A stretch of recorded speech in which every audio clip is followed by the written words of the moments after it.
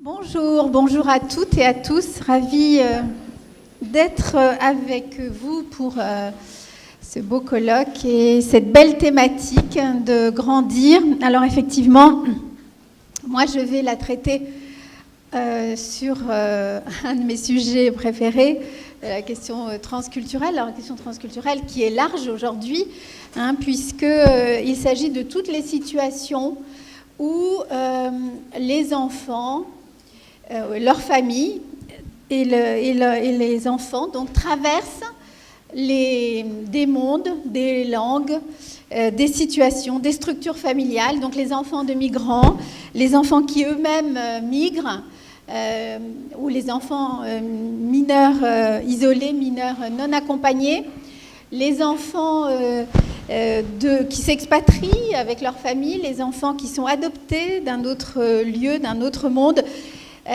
Là, les enfants des couples mixtes sont aussi des situations transculturelles. La question transculturelle est une question contemporaine, c'est une question très très actuelle. Les démographes disent, on dit déjà depuis plus d'une année, qu'aujourd'hui dans le monde, les migrants sont plus nombreux que les non-migrants, que les autochtones. C'est-à-dire que les courbes migrants et autochtones, c'est ceux qui naissent et qui meurent au même endroit, dans le même lieu. Eh bien, ces courbes se sont croisées, il y a peu. Ça veut dire donc qu'être migrant, c'est aujourd'hui la norme, en tous les cas la majorité. C'est vrai, c'est important de se dire qu'on est donc dans un moment où la question de la multiplicité des affiliations, des appartenances, des structures, eh bien que ça, c'est ce qui est le plus fréquent. Ça signifie qu'il faut que, pas seulement les spécialistes, mais que nous tous, nous intégrions dans nos manières de penser et de faire cette question de la multiplicité du mouvement, du nomade, de l'éphémère, et nous sortions d'un modèle épistémologique où l'idée que, par exemple, pour grandir, il faut une sorte de fixité d'un certain nombre d'éléments qui seraient les garants de la sécurité, qui seraient les garants de la qualité, qui seraient les garants d'une bonne situation, des ingrédients qui seraient harmonieux pour grandir. Donc c'est une question forte, c'est pas une question exotique seulement. Alors bien sûr, je pourrais, mais je ne vais pas le faire, je pourrais raconter des théories les théories pour faire grandir les enfants, elles sont très nombreuses dans le monde. Effectivement, dans la revue L'Autre, à laquelle je tiens beaucoup, on en publie très régulièrement. Et il y a même la calipédie, c'est-à-dire une discipline une thématique de l'anthropologie qui s'intéresse à l'art d'avoir de beaux enfants. C'est quoi l'art d'avoir de beaux enfants? C'est quels sont les ingrédients? Comment je dois être pendant la grossesse, avant même, dans mon envie d'enfant, pendant la grossesse, ensuite au moment de l'accouchement, puis quand ils sont tout petits, et ensuite quand ils grandissent, qu'est-ce que je dois faire? Comment je dois être pour que mes enfants puissent prendre ce dont ils ont besoin et qu'ils soient beaux, beaux au sens des Grecs, c'est-à-dire beaux et bons, c'est-à-dire qu'ils puissent être des êtres à part entière qui développent leurs compétences, leurs désirs, leurs idéaux. Donc, cette question de qu'est-ce qu'il faut pour grandir, évidemment, est une question qui appartient aux familles, qui appartient aux sociétés et qui varie. Et il n'y a bien sûr pas une seule manière, pas une seule théorie pour faire cela. Mais en situation transculturelle, c'est-à-dire je vais me concentrer sur cette situation donc, des enfants de migrants, là, il va y avoir donc une multiplicité, et en particulier des adolescents, c'est d'eux dont je vais parler aujourd'hui. Une multiplicité donc des théories en présence et des manières de faire, des manières de penser. Et vous savez vous savez aussi bien que moi, combien les adolescents sont sensibles à cette question de qu'est-ce qu'on attend d'eux, comment on les voit, comment on les imagine, quelle attitude on leur laisse également. Donc les adolescents sont très poreux à ces questions-là parce qu'elles constituent un des ingrédients de leur construction identitaire.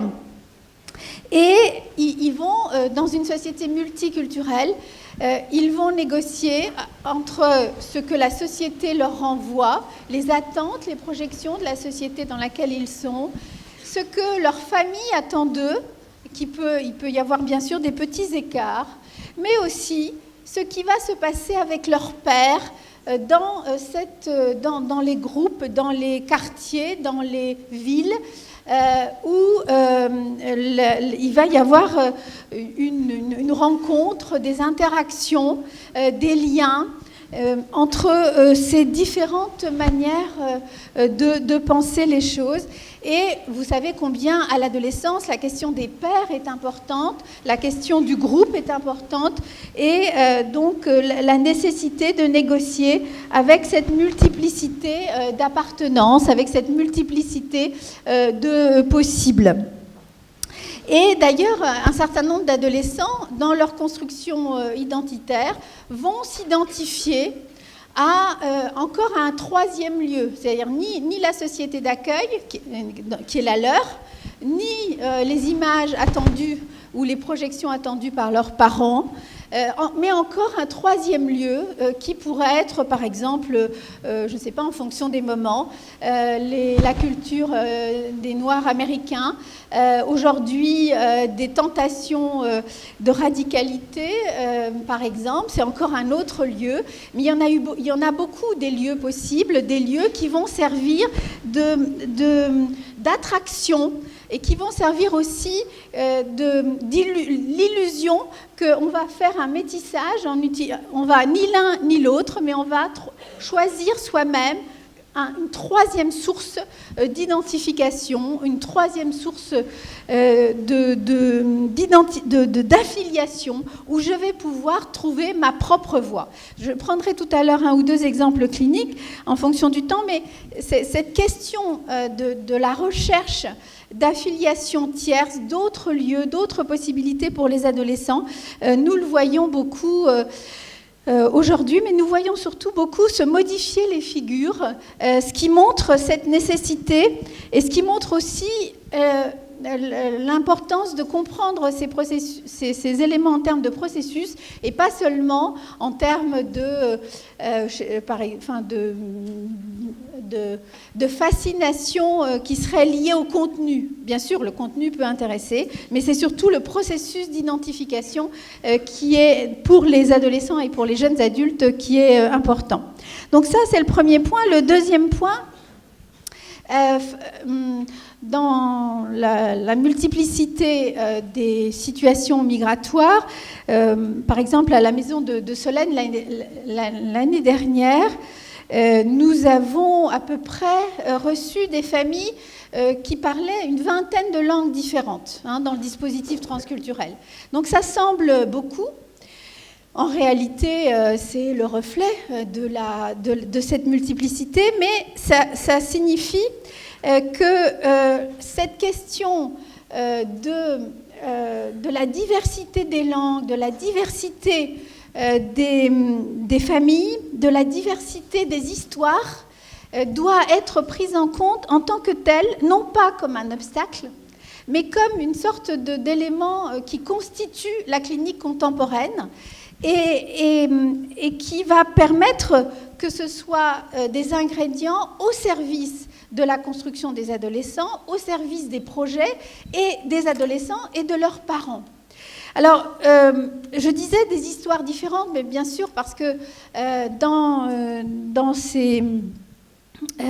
ces adolescents, il y a ceux qui naissent ici et qui sont donc d'ici et qui vont grandir ici dans cette situation de métissage. Et puis, il y a ceux qui arrivent, qui font le voyage eux-mêmes. Alors, d'abord sur ceux qui grandissent ici, se pose une question en termes, quelles que soient les migrations des parents, Il y a des migrations voulues, il y a des migrations subies, il y a des migrations de nécessité. Enfin, il y a plein de modalités de migration, bien sûr. Mais quel que soit le sens, pas seulement la raison, parce que la migration c'est un événement humain et je pense qu'on ne peut pas le considérer uniquement comme une cause. C'est aussi le sens que la famille va donner à ce voyage. Et vous voyez bien aussi qu'en fonction des moments, aujourd'hui, par exemple, on fait une différence entre les réfugiés et les migrants, les autres migrants, alors comme toujours avec des hiérarchies, et du coup, ça redonne des sens différents pour les familles, mais aussi pour les adolescents eux-mêmes, qui se retrouvent dans dans les ingrédients nécessaires pour qu'ils assument cette situation multiculturelle et qu'ils en fassent quelque chose de bon pour eux, quelque chose qui leur permet d'investir ce monde. Le sens qu'ils vont donner à ce qui arrive à leurs parents est très très important. C'est la question de la transmission et comme pour tous les adolescents, d'un regard positif sur cette transmission. Or, lorsque la société a un discours sur l'accueil, sur l'hospitalité limitée, etc., un discours profondément négatif là-dessus, évidemment, ça rejaillit, enfin, ça a une influence sur la manière dont les enfants eux-mêmes vont percevoir aussi le voyage de leurs parents. Alors, ces adolescents qui grandissent ici, ils ont une nécessité, c'est de se confronter à cette question de la différence. Alors, donc pas seulement l'histoire dont je viens de parler, mais aussi comment on assume cette différence ici et avec un certain nombre de questions discriminatoires qui touchent énormément les adolescents. Alors, 2 études récentes.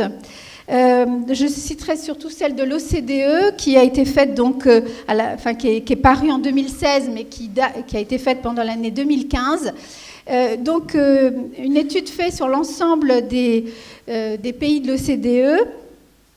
Ensemble des pays de l'OCDE où, vous le savez peut-être, il y a 12% d'élèves qui, entre guillemets, parce qu'on les appelle comme ça, issus de l'immigration, 12%. C'est à peu près le taux moyen d'élèves.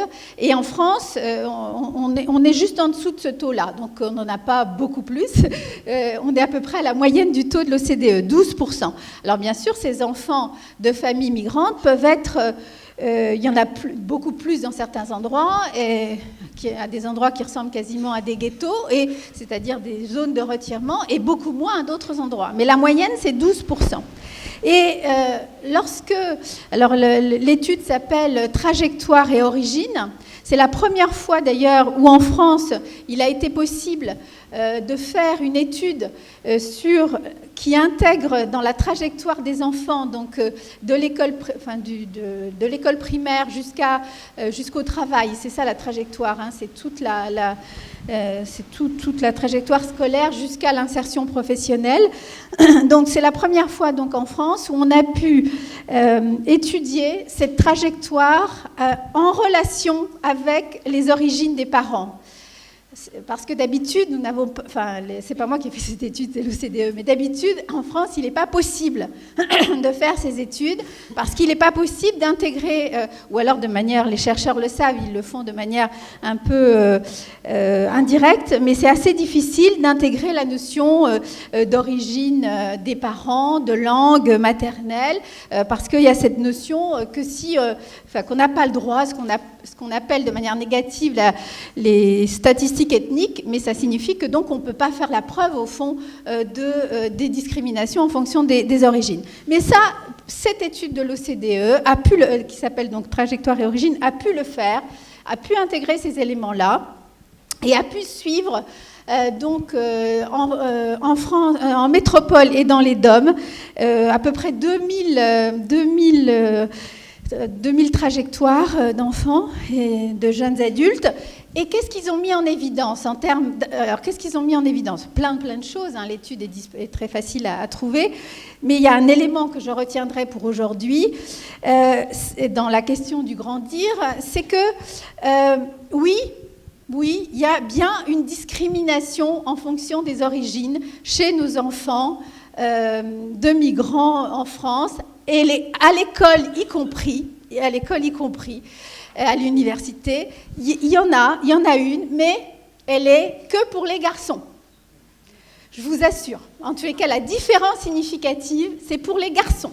C'est-à-dire que les filles arrivent à trouver des compensations, je ne dis pas dans certaines situations, elles ne sont pas du tout discriminées, mais il y a toujours une possibilité pour elles, en tous les cas, en termes de groupe, de trouver des manières de compenser, des manières d'élaborer, des manières de transformer. Et in fine, on ne voit pas de différence pour les filles en termes de réussite au bac, en termes d'orientation, en termes parce qu'il y a aussi des éléments qualitatifs sur le bien-être, la santé, l'envie, etc. Le bonheur d'être à l'école ou d'être dans un certain nombre d'activités, le rapport à la langue. Les filles, elles y arrivent. Les filles enfants de migrants. On ne met pas en évidence statistiquement à la fin, c'est-à-dire en termes de groupe, on peut faire des différences dans des histoires individuelles, mais on n'en fait pas. C'est très important. Donc ça veut dire que ce n'est pas inéluctable, puisque pour les filles, c'est possible, mais pas pour les garçons. Pas pour les garçons. Alors après, les garçons, ils ont vraiment... on va discuter 3 minutes des éléments pourquoi, enfin des éléments retrouvés dans l'étude. Mais le fait est là, il y a une vraie discrimination des garçons.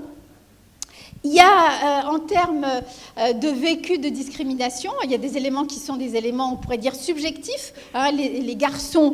Alors, il y a aussi des origines, je ne l'ai pas encore dit, des origines qui sont plus... Parce que comme plein de critères ont été étudiés, qui vont de la langue à l'orientation scolaire ou l'orientation professionnelle, il y en a plein, hein, il y a plein d'éléments sociologiques et psychologiques. Donc, dans certains paramètres, il y a des différences. Mais les garçons, globalement, donc, sont sujets et objets de cette discrimination, et les pays d'origine qui font le plus l'objet de discrimination, et les adolescents de ces familles sont ceux qui présentent les signes les plus importants de discrimination et de souffrance liés à cette discrimination. Ce sont les pays donc d'Afrique subsaharienne et du Maghreb. Après, il y a les pays intermédiaires. Alors, il y a la Turquie qui est pas loin sur certains critères. Après, il y a les pays intermédiaires qui sont comme l'Asie du Sud-Est. Et après, à la fin seulement, les familles et les adolescents dont les familles viennent d'Europe, par exemple. Donc, il y a bien des différences en fonction des origines géographiques. Mais surtout, c'est cette question des garçons. Pour pouvoir croiser l'effet des discriminations, ils ont regardé donc les réponses à des choses qualitatives, ce que les garçons disent sur ce qu'ils ressentent. Par exemple, ils ont le sentiment qu'on leur parle mal à l'école, qu'on leur donne moins de possibilités, qu'on leur fait pas confiance, etc. Enfin, il y a toute une série d'éléments subjectifs qui sont croisés donc avec des éléments qui sont des éléments d'observation ou des éléments objectifs qui, et ça c'est la conclusion des auteurs, ces 15 chercheurs pluridisciplinaires qui ont fait cette étude de l'OCDE, qui concluent, en particulier je vais conclure uniquement sur la question de l'école pour les adolescents, qui concluent que pour les filles, l'école arrive à réparer au fond les questions discriminatoires, puisque la réussite et le bien-être des filles est bonne, et elle est, même sur certains critères, elle peut être supérieure à des filles de familles autochtones. En revanche, pour les garçons, non seulement l'école ne répare pas, ne console pas, ne transforme pas, mais au contraire, elle agit comme une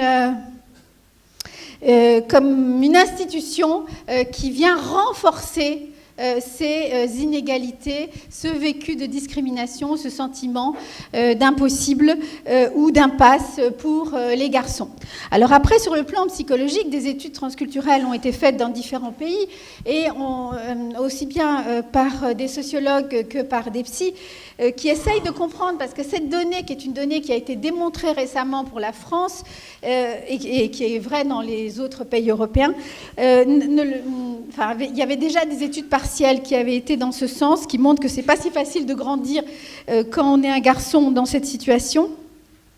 Et bon, il y a quelques hypothèses sur la difficulté des garçons à s'appuyer sur leur père, qui sont eux-mêmes vus, regardés, considérés de manière un peu négative, étant donné les modifications des structures familiales, la manière dont on voit les pères de ces endroits, pères patriarcaux, dont on considère que leur manière d'élever les enfants n'est pas bonne, ou en tout cas n'est pas acceptable pour nous. Donc il y a des éléments comme ça, il y a des éléments qui démontrés par exemple par Pap Ndiaye, qui sont plutôt l'idée que la manière dont les projections que l'on fait sur ces adolescents sont des projections qui les coincent, qui les mettent dans une position de ce qu'on appelle une identité fine, c'est-à-dire qui les coincent dans une seule possibilité identificatoire, dans une seule place, et que cette projection ne permet pas aux garçons de développer leurs différentes compétences, leurs différents possibles. Bon, plein d'hypothèses, mais le temps est le temps. Alors je vais finir avec une petite séquence dans un groupe de parole que j'anime d'habitude le jeudi à cette heure-là, à la maison de Solène. Il y a peu de temps, donc toutes les semaines, il y a peu de temps, un adolescent, donc qui est un adolescent qui vient d'une famille migrante du Maghreb, qui lui est né en France et c'est un garçon qui a souvent des idées suicidaires, et c'est pour ça qu'il est hospitalisé. Il perd l'envie de vivre par moments. On était en train de discuter, il me regarde bien dans les yeux et il me dit « Mais madame, vous en avez pas marre de nous? Vous en avez pas marre des adolescents ?» C'est pas possible, madame, vous en avez forcément marre de nous. Nos parents, ils ont marre de nous. À l'école, je vous dis pas comme ils en ont marre de moi, ça se voit dans leurs yeux, mais pas seulement les profs, madame, tout le monde. Tous, ils en ont marre, c'est vrai, moi je sais voir ça. Et vous, pourquoi vous en auriez pas marre? Parce qu'en plus, vous avez l'air de ne pas en avoir marre. Et il me regarde bien dans les yeux. Je suis un peu étonnée.